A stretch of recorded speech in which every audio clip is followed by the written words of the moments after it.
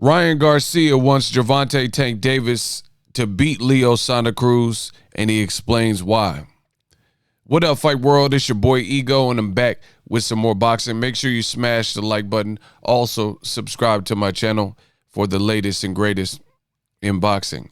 If you want to become part of the gang, notification gang, please hit the bell icon. Shout out to the Super Chats, channel donations, the Venmo donations, the Cash App, and the Patreon family. We working. Now make sure you guys sign up for ESPN Plus. NOA is getting ready to fight. If you want to check out that fight, they also have the Lomachenko Teofimo fight on there. If you want to catch that full fight in the replay, sign up for ESPN Plus. They got a ton of original content, docuseries, documentaries, archives, exclusives for your viewing pleasure. You can get ESPN Plus as a standalone app or bundle it ESPN Plus, Hulu, and Disney Plus. All three of those apps for one price, $12.99. ESPN Plus by itself is $5.99. Use my link, and it helps the channel continue to grow. Now, Ryan Garcia, he took to his social media feed, and he's rooting for Gervonta Tank Davis to win. Now, I know that might be a surprise to some of you guys. We'll get through what Ryan Garcia says, and I'll weigh in. He posted this message that you see on the screen. It says, Gervonta, let's go. You got this. P.S. I just want to fight you next, so win. Hashtag Davis Santa Cruz. Now, somebody in the comment section says, but what happens when Luke Campbell beats you? You see that on the screen? And to which Ryan Garcia did reply to that comment. And he says, what happens when he don't? So this is great promotion for Gervonta Tank Davis. That's how you can tell it's a big fight, because you have people who are, for lack of a better word, Tank's enemy or nemesis or rival, whatever you want to call Ryan Garcia. And he's supporting the fight by putting the hashtag Davis Santa Cruz. And he's actually pitching and hoping that he wins, because he says he wants to capture that fight. Now, will that fight happen? We don't know, because ES News has an interview. It is about a year and a half old now, but not much as Ryan Garcia, his best fight is Luke Campbell, and that fight hasn't happened next. You know what I'm saying? But in this interview, Oscar De La Hoya, promoter of Ryan Garcia, was asked about a fight and if Ryan Garcia was ready, ready for the likes of Gervonta Tank Davis, into which Oscar De La Hoya said, no, Tank's a beast. He looks at the camera and said, no, Tank's a beast. So Ryan Garcia, he's young.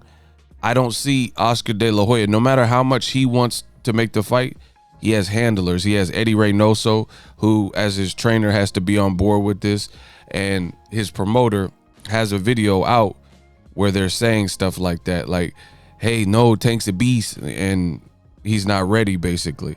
And he hasn't fought a better name. He's getting ready to fight a step in the right direction. Luke Campbell, he's a gold medalist, but he's not a world beater.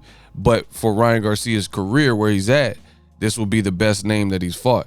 So I don't really see this fight happening. I pride myself on my channel with keeping it real with you guys. I really don't see this fight happening. It's good talk, good build-up. I seen someone said, oh, Ryan Garcia and Tank on Cinco de Mayo weekend.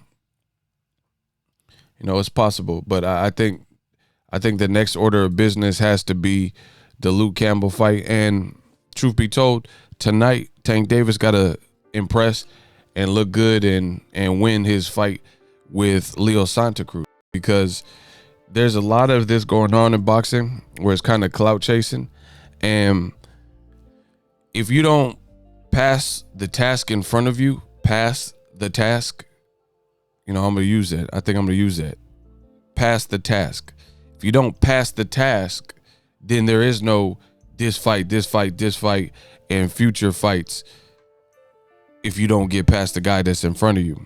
And I'm seeing that a lot, especially with this new age of boxing, where people say, oh, I'm not overlooking my opponent. But in actuality, you kind of are. If you're talking about the next guy and the next super fight, mega fight, but you ain't got past, your actual announced opponent, and your announced opponent is supposed to be a test, then it's a step in the right direction. So as far as I see it, boxing, we got to get this together, because either you're fighting somebody that has no chance to beat you, which is bad in itself, because that means you're fighting somebody that is a no-hoper. So who wants to see that?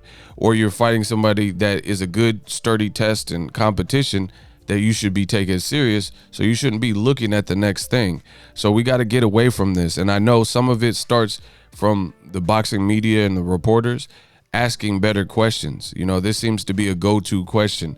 This is not Mayweather-Pacquiao, because at the end of the day, Mayweather-Pacquiao, they were already established anomalies in their own right before people were even linking them to fight. We knew Pacquiao was a badass. We knew Floyd was a badass. We knew they were great fighters independently.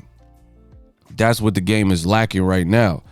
Some of these guys haven't proven their greatness as independent fighters, and then people are trying to, create this collision course that we don't even know if guys will get past lower level opposition, let alone make this mega fight.